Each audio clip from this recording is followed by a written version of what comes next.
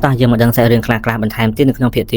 136នៃរឿងកុចអមតៈធានីដែលសាច់រឿងដំបូងគ្រាន់តែវ៉ាងលិនដឹងថាអ្នកនាងរបស់ហ៊ុនតុងគឺជាលាវមីភ្លាមគឺគេមិនទុកយូរឡើយគេបានច្របាច់បំបីក្បាលរបស់ហ៊ុនតុងនិងយកព្រលឹងដាក់ចូលទៅក្នុងទង់ព្រលឹងរបស់គេមកនាងម្នាក់នេះពិតជាសំណាងមែនដែលបានចូលមកប្រព័ន្ធផ្កាយឋានសួគ៌យ៉ាងងាយស្រួលទាំងដែលគេវិញទម្រាំបានមកដល់ទីនេះគេត្រូវឆ្លងកាត់ព្យុះភ្លៀងពេលខ្លះប៊ីនឹងអស់ជីវិតទៅទៀតវ៉ាងលិនគិតនៅក្នុងចិត្តគេបន្តទៀតថាបើសិនបាននាងដឹងថាត្រូវធ្វើអ្វីល្អសម្រាប់ខ្លួនឯងនោះវានឹងមិនអីទេតែបើនាងនៅតែធ្វើដាក់យើងដោយការដែលនៅភពសឹកសកូទៀតនោះគឺយើងមានតែសម្រាប់ចោលបាទបុព្វបុរសគ្រួសារហ៊ុនវិញយើងមិនចាំបាច់ប្រឹងវាយតតែស្លាប់ម្ខាងនោះទេប្រសិនបើគេបង្ហាញខ្លួនមែនយ៉ាងច្រើនណាស់រត់គេចខ្លួនដោយការជួយនៅអាយ៉ងនេះយើងមានតែខ្លួនមួយនោះទេបើមិនអាចសម្រាប់គេផ្ទាល់បានអញ្ចឹងមានតែតាមសម្រាប់សមាជិកគ្រួសារគេវិញដើម្បីជាការសងសឹកបន្ទាប់ពីគិតហើយមួយសន្ទុះវ៉ាងលិនក៏បានធ្វើដំណើរទៅភពយន្តសៀយើងក៏លេចមកលាវមីឬក៏ហ៊ុនមីឯនេះវិញការស្លាប់របស់ហ៊ុនតុងគឺគ្មានន័យឡើយសម្រាប់នាងឈរមើលទៅខាងក្រៅបង្អួចឬក៏នៅក្នុងចិត្តថាភពរានយន្តតើនេះជាការប្រយុទ្ធដើម្បីបង្ហាញពីអំណាចរបស់យើងទៅគ្រួសារហ៊ុនឬយោងទៅតាមពាក្យរបស់លោកគ្រូនៅកំឡុងពេលធ្វើពិធីដូរខ្សែឈាមគាត់នឹងផ្ទេរកម្លាំងធម្មពលវឹកហាត់របស់គាត់ខ្លះដើម្បីជួយឲ្យយើងបំបែកឡើងទៅកម្រិតទី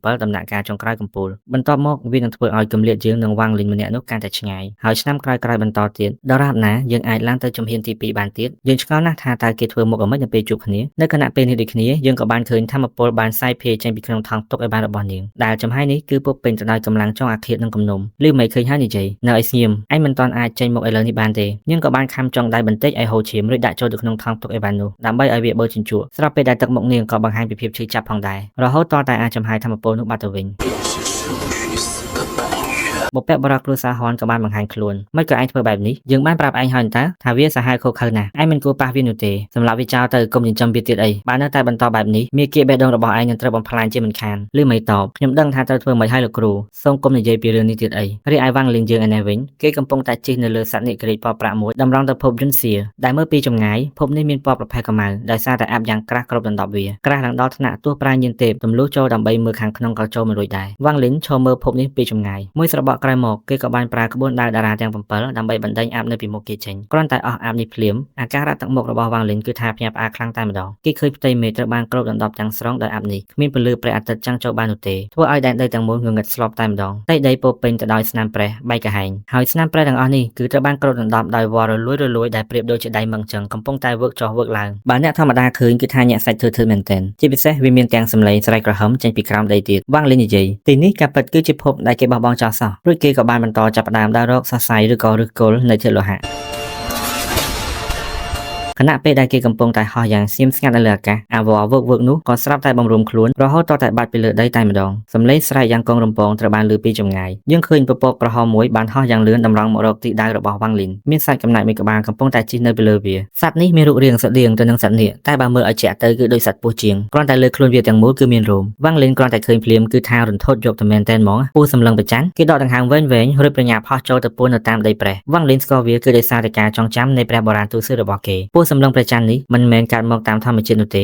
ការពិតវាគឺជាប្រភេទសត្វប៉ារ៉ាស៊ីតម្យ៉ាងដែលរស់នៅក្នុងរាងកាយនៃព្រះបុរាណនៅពេលដែលព្រះបុរាណមានជីវិតពួកវាបានស្រូបឈាមពួកគេដើម្បីរស់ប៉ុន្តែมันអាចចាក់ចេញមកក្រៅបានទេនៅពេលដែលព្រះបុរាណស្លាប់វាក៏ស្លាប់ទៅតាមដែរតែទោះជាយ៉ាងណាវាក៏មានឱកាសកម្រដែរដែលវាមិនស្លាប់តាមហើយអាចមកខាងក្រៅបានទៀតព្រះបុរាណកាន់តែខ្លាំងពស់សម្លឹងប្រច័ណ្ឌកាន់តែខ្លាំងដូចគ្នាវ៉ាងលិននិយាយតែនៅទីនេះមានបំណែកសំណល់ព្រះបុរាណទៅដឹងវ៉ាងលិនគិតបណ្ដាសម្លឹងមើលទៅពពកក្រហមដែលកំពុងតែហោះទៅឆ្ងាយបណ្ដាឥឡូវយើងទុករឿងវ៉ាងលិនម្ដុំសិនហើយមកខាងលឺមីម្ដងនៅភាគខាងត្បូងនៃភពបំផន់ចិត្តរាប់ពាន់គឺជាកម្មសិទ្ធិរបស់គ្រួសារហ៊ុនយើងឃើញមានអាងទឹកជ្រៅមួយដែលមានឈ្មោះថាអាងបំផន់ព្រះច័ន្ទហើយក៏ជាទីតាំងនៅក្នុងការប្រារព្ធពិធីផ្លាស់ប្ដូរខ្សែឈាមឲ្យទៅលាមីផងដែរសមាជិករបស់ពួកគេតម្រូវឲ្យកាត់ដៃរបស់ពួកគេបន្តិចដើម្បីយកឈាមមកបំពេញអាងនេះហើយចុងក្រោយគេគឺជាវេនរបស់បុព្វបុរសគ្រួសារហ៊ុនតែម្ដងដំណាក់ឈាមនៃមនុស្សរាប់ម៉ឺននាក់ត្រូវបានរលាយបញ្ចូលគ្នាបន្ទាប់មកលាមីឬក៏ហ៊ុនមីក៏បានដើរចូលទៅក្នុងអាងនេះបុព្វបុរសគេបានបង្កើតក្បួនត្រាជាច្រើនបន្តដាក់ចូលទៅក្នុងអាងនេះដូចគ្នាឬក៏បានស្រែកនិយាយថាកាលពីយូរជាណាស់មកហើយបុព្វបុរសនៃគ្រួសារហ៊ុនគឺជាមនុស្សអមតៈមកពីដែនអាណាចក្រកូលានឋានសួគ៌ទោះបីជាដែនអាណាចក្រឋានសួគ៌ត្រូវបានបំផ្លាញក៏ដោយតែខ្សែឈាមនៅតែមានពិធីថ្ងៃនេះគឺនឹងចម្រាញ់លិខិតនៅក្នុងគ្រួសារហ៊ុនដើម្បីបន្ថែមមនុស្សម្នាក់ទៀតចូលជាសមាជិកខ្សែឈាមបង្ហាញខ្លួនលឺមីដែលកំពុងតែអង្គុយនៅក្នុងអាងលិខិតនេះក៏ស្រាប់តែមានឈាមហូរចេញពីថ្ងាសរបស់នាងពីព្រោះគេត្រូវបញ្ចូលឈាមនៃគ្រួសារហ៊ុនជំនួសវិ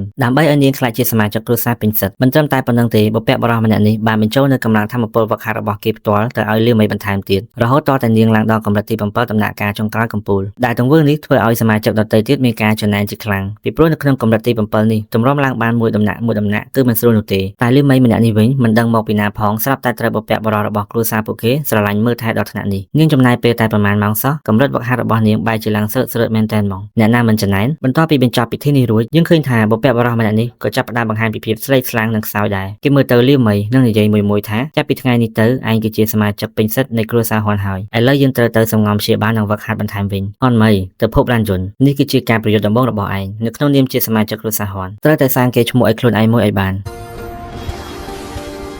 លាវមីមិននិយាយអ្វីទាំងអស់រួចក៏បានហត់តម្រង់ទៅភពរានយន្តទៅនាងថែមទាំងមិនយកអ្នកណាទៅជាមួយទៀតផងគឺទៅតែឯងបដ ாய் ជួយចាក់ស្លាប់ឥឡូវយើងងាកមកវ៉ាងលីនវិញបន្ទាប់ពីឃើញពស់សម្លឹងព្រះច័ន្ទរួចមកការភ្ញាក់ផ្អើលគឺនៅតែមាននៅក្នុងចិត្តរបស់គេបានគិតនៅក្នុងចិត្តថាពស់នេះមានទំហំធំណាស់ហើយកម្លាំងវាវិញគឺមិនទាបជាងកម្រិតទី10នោះទេប្រសិនបើគ្មានព្រះបរាណនៅទីនេះអញ្ចឹងសមត្ថភាពវាបហារបស់វាមិនសូវជាខ្លាំងឡើយដរាបណាយើងមិនទៅបំពេញវាដូច្នេះវាគួរតែរក្សានៅទម្រង់ទី1ដដែលយោងទៅតាមការចងចាំរបស់ព្រះបរាណពពួកប៉ារ៉ាស៊ីតនេះគឺមាន3ទម្រង់ទម្រង់ទី1គឺដោយវ៉ាងលីនយើងឃើញមុននេះអញ្ចឹងចំពោះទម្រង់ទី2រួមនៅលើដងខ្លួនវានឹងបង្រួមហើយបំលែងទៅជាទម្រង់ផ្សេងៗនៅក្នុងរាងកាយនៃព្រះបរាណដែលទម្រង់ទី2នេះមានន័យថាវាគឺកំពុងតែដេកចំណែកឯទម្រង់ទី3ឬក៏ទម្រង់ចុងក្រោយវិញយើងនឹងឃើញនៅពេលដែលវាបើកការវាបហារោមរបស់វានឹងត្រូវពង្រីកមកវិញប្រសិនបើនរណាម្នាក់ឃើញវានៅក្នុងទម្រង់ទី3នេះត្រូវតែប្រញាប់រត់គេឲ្យលឿនវ៉ាងលីននិយាយបន្តចម្លែកមែនមិនបានជាពូសម្លឹងប្រច័ណ្ឌនេះបង្ហាញខ្លួននៅទីនេះទៅវិញជាការប្រសើរនៅក្នុងការមិនអើពើជាមួយវាហើយផ្ដោតមករកសរសៃធឿបលោហៈវិញរួចគេក៏ចាប់ផ្ដើមស្វែងរកបន្តទៀតនៅចំណុចដ៏ជ្រៅបំផុតនៃភពយន្តសៀននេះវ៉ាងលីនឃើញសរសៃធឿបលោហៈនេះត្រូវបានលាតសន្ធឹងរាប់គីឡូឃើញភ្លាមគេមានជាការឆ្ងល់ជាខ្លាំងថាប្រសិនបើសរសៃធឿបលោហៈនេះត្រូវបានលាក់យ៉ាងល្អមែននោះទើបវាសមហេតុផលតែសរសៃធឿបលោហៈនេះគឺវាមិនត្រូវបានលាក់តែម្ដងអ្នកវឹកហាត់កម្រិតទី7ណាក៏ដោយបើឆ្លងកាត់ទីនេះពួកគេនឹងឃើញវាភ្លាមវាគួរតែមានអ្វីចម្លែកហើយវ៉ាងលីនចាប់ផ្ដើមត្រួតពិនិត្យសរសៃធឿបលោហៈនេះយ៉ាងប្រុងប្រយ័ត្នតែគេនៅតែរកមិនឃើញភាពប្រក្រតីអ្វីទាំងអស់គេឈរគិតមួយសន្ទុះទើបបង្ខំចិត្តហោះចូលទៅផ្នែកជ្រៅបំផុតនៃសរសៃធឿបលោហៈនេះអ្វីដែលត្រូវបានបង្ហាញនៅពីមុខគេពេលនេះគឺជាសរសៃដ៏ធំដែលមានលាយជាមួយនឹងចំណុចពន្លឺពណ៌មាសគឺប្រៀបដូចជាសត្វនាគរាជកំពុងតែរំពាត់ជុំវិញភពយន្តសៀននេះអញ្ចឹងវ៉ាងលីនកាន់តែគិតគឺកាន់តែមានអារម្មណ៍ថាមិនស្រួលក្នុងគំនិតរបស់គេសរសៃនេះវាមើលទៅមានរបៀបពេកវាមានកម្រាស់ដូចគ្នាតាំងពីដើមដល់ទីបញ្ចប់តែម្ដងមើលយូរៗទៅវាដូចជាផ្នែកនៃឆ្អឹងវែងមួយទៅវិញឆ្អឹងវ៉ាងលីនស្រមៃមិនចេញនោះទេថាសត្វអីគេទៅដែលមានសរសៃធឿបលោហៈធ្វើជាឆ្អឹងរបស់វាស្រាប់តែរំពេចនោះផ្ទៃដីចាប់ដើមរង្គើផតចុះផតឡើងគេមានអារម្មណ៍ថាមានកម្លាំងធម្មពលមួយបានចេញមកពីខាងក្រោមដី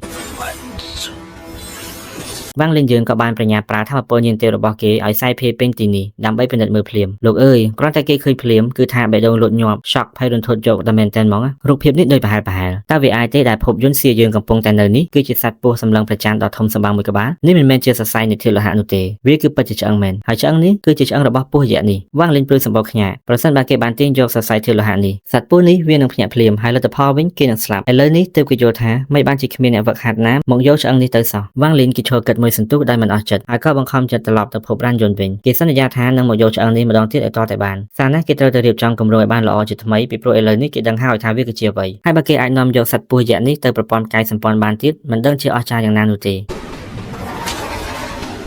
នៅពេលនេះផងដែរនៅភពរានយន្តរ៉ាន់ស៊ូហ្វឹងស៊ុនស៊ីនិងចៅឈុនវិនគឺពួកគេកំពុងតែសម្លឹងមើលទៅក្បួនឃុំឃាំងភពនៅលើអាកាសទឹកមុខពួកគេមើលទៅមិនសូវជាស្រស់បោះនោះទេចៅឈុនវិននិយាយគ្រួសារហ៊ុនមិនដែលធ្វើបែបនេះទេបើសិនជាគេមានពេលមកដាក់ក្បួនឃុំបែបនេះពួកគេគួរតែមកដល់ភពរានយន្តរួចបាត់ទៅហើយរ៉ាន់ស៊ូហ្វឹងលើឲ្យតបខ្ញុំខ្លាចតែបញ្ហានេះត្រូវបានរៀបចំទុកឲ្យកូនស្រីចិញ្ចឹមគេហ៊ុនមីបញ្ចេញស្នាដៃកសាងគេឈ្មោះទេស៊ុនស៊ីនិយាយពួកគេចង់កម្ចាត់ចោលគ្រួសារទាំង3របស់ពួកយើងឲ្យអស់តែម្ដងជាហេតុពួកគេបានដាក់នៅក្បួនឃុំឃាំងនេះរ៉ាន់ស៊ូហ្វឹងលើហើយនិយាយបន្តពួកគេនឹងមិនអាចធ្វើអញ្ចឹងរួចនោះទេនៅក្នុងកំឡុងពេលប្រមាណឆ្នាំចុងក្រោយនេះពួកយើងបានលួចបញ្ជូនសមាជិកគ្រួសារណាដែលមានសមត្ថភាពចេញពីភពនេះខ្លះហើយដរាបណាពួកគេនៅតែមានជីវិតគ្រួសារពួកយើងនៅតែបន្តស៊ុនស៊ីនិយាយដោយស្ទាក់ស្ទើរថាប្រហែលជាលោកបងស៊ូអាចនឹងមកតាន់ពេលរ៉ាន់ស៊ូហ្វឹងសង្កេតថ្មីរួចតបប្រសិនបើគេត្រឡប់មកវិញក្រោយពេលពួកយើងត្រូវបានចាប់ខ្លួននោះខ្ញុំនឹងទាញគេឲ្យចូលទៅក្នុងបញ្ហានេះដែរមិនបានជាត្រូវឲ្យគេយកគុយឋានសួគ៌ដែលហ្វ្រីនោះគេបានសន្យារួចហើយថានឹងការពារពួកយើងពួកគេទាំង3កំពុងតែជជែកគ្នាសក់ស្រាប់តែរ៉ាន់ស៊ូហ្វឹងនិយាយដោយភ្ញាក់ផ្អើលថាពួកគេមកហើយខណៈពេលដែលគេងើយមើលទៅលើដែលនៅខាងលើនោះយើងឃើញលីវមីកំពុងតែដើរតម្រង់មកនាងបានបញ្ចេញនៅធម៌ពលញៀនទេពទៅរកបុព្វបុរសទាំង3ទឹកមុខនាងគឺថាស្ងប់ដូចទឹកអញ្ចឹងនៅពេលដែលឃើញបញ្ហាដល់ចំណុចនេះហើយបុព្វបុរសទាំង3ក៏បានប្រញាប់ដុតព្រលឹងរបស់ពួកគេដើម្បីទទួលបាននៅធម៌ពលបន្ថែមរួចស្រែកឲ្យលឺថាពួកយើងបានដោះស្រាយសម្រាប់បញ្ហានាពេលអនាគតរួចទៅហើយយើងទាំង3នាក់ដោយណាណៃមើលប្រសិនបើស្លាប់ក៏ស្លាប់ដោយមិនស្ដាយក្រោយដែរនៅពេលដែលនិយាយចប់យើងក៏បានឃើញកម្លាំងធម្មពលប្រយុទ្ធយ៉ាងខ្លាំងក្លាដល់ចំណុចកំពូលតែម្ដងត្រូវបានសាយភាពេញទីនោះស្រាប់ពេលដែលលីវមីបានបង្ហាញខ្លួននាងទាំងស្រុងផងដែរតែជាលទ្ធផលមិនទាន់បានទាំងវាយផងពួកគេចង់បាក់ស្បាត់បាត់ទៅហើ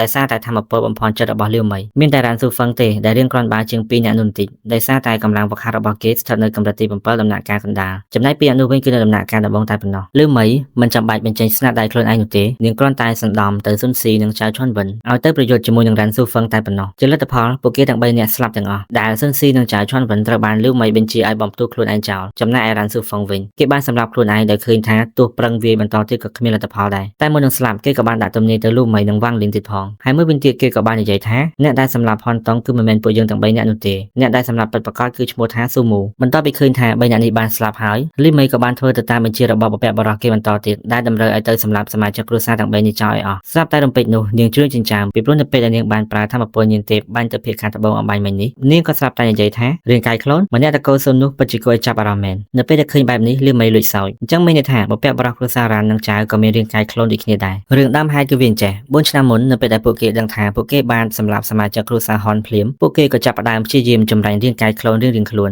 គ្រាន់តែថាខ្លួននេះវាគ្មានកម្លាំងធម្មពលប្រយុទ្ធអីនោះទេបានត្រឹមតែអាចឲ្យគេរស់តែប៉ុណ្ណោះខុសគេតែបព្វបុរសគ្រួសាររ៉ាននោះទេដែលគេលួចចម្រាញ់តាំងពីរាប់រយឆ្នាំមុនទើបជាហេតុរាងកាយខ្លួនរបស់គេអាចឈានដល់ចំណុចមួយដែលអាចឲ្យគេចាក់ចេញពីភពនេះបានហើយថែមទាំងនាំសមាជិកគ្រួសារគេទៅជាមួយផងដែរតាំងពី2ឆ្នាំមុនម្ល៉េះកំសត់ជាងគេនោះគឺស៊ុនស៊ីទេដែលរាងកាយខ្លួនគេគឺស្ថិតនៅត្រឹមកម្រិតទី3នៅឡើយបណ្ដាលឲ្យគេមិនអាចចាក់ចេញពីភពនេះបានធ្វើឲ្យលឿមី teleport មកទីតាំងស៊ុនស៊ីភ្លាមនាងបំរុងនឹងចូលទៅក្នុងទីក្រុងទៅហើយតែបែរជាឈប់និងងាកមើលទៅលើអាកាសរួចនាងនិយាយថាចំហាយធម្មពលនេះដូចរីឯវ៉ាងលីនឯនេះវិញដែលគេកំពុងតែជិះនៅលើត្រីវិស័យនៅក្នុងទឹកមុខស្មៅធម្មតាប៉ុន្តែនៅពេលដែលគេឃើញក្បួនឃុំឃាំងភពភ្លាមគេជួនចិញ្ចើមរួចនិយាយថានៅពេលដែលយើងចាក់ចេញក្បួននេះដូចជាអត់មានទេធ្វើឲ្យគេប្រញាប់ហោះចូលទៅក្នុងភពរ៉ានយន្តតែម្ដងនៅខណៈពេលដែលវ៉ាងលីនយើងឃើញស្ថានភាពនេះភ្លាមកែវភ្នែករបស់គេប្រែមកត្រជាក់ផ្លែតរួចក៏បាន teleport មកឈរចម្ងាយប្រហែល300ម៉ែត្រពីលឿមីវ៉ាងលីននិយាយដោយស្ងប់ថានាងបានសម្លាប់ពួកគេរួចហើយឆាប់ចេញទៅវិញទៅវ៉ាងលីនឈរមើលបណ្ដាគិតនៅក្នុងចិត្តបណ្ដាមិនបានជាកម្រិតហាត់គុណរបស់នាងហក់ឡើងខ្ពស់ដល់ថ្នាក់នេះវាអាចមកពីបព្វបុរសគ្រួសារហោះនោះហើយលឿមីសម្លឹងមករកគេមួយសន្ទុះរួចសួរតើពួកយើងធ្លាប់ជួបគ្នាពីមុនដែរទេវ៉ាងលីនតបអត់ទេហើយឆាប់ចេញឲ្យលឿនទៅមុនពេលដែលយើងផ្លាស់ប្ដូរចិត្តស្រាប់តែលឿមីនិយាយដោយបង្កប់នៅស្នាមញញឹមថាខ្ញុំមិននឹកស្មានថាការវឹកហាត់របស់លោកឈានមកដល់កម្រិតដ៏អស្ចារ្យបែបនេះសោះសូម្បីតែខ្ញុំក៏មើលមិនដឹងដែរវ៉ាងលីនចូលសម្លក់មួយសន្ទុះរួចបំរុងនឹងបែរក្រោយដើរចេញពីព្រោះគេមិនចូលចិត្តការញញឹមដែលបង្កប់ដោយភាពពឹសពោះរបស់លីមីនេះទេលីមីក៏និយាយថាវ៉ាងលីនតើលោកគិតថាខ្ញុំមិនស្គាល់ឬហើយសាច់រឿងក៏សូមបញ្ចប់ត្រឹមនេះសិន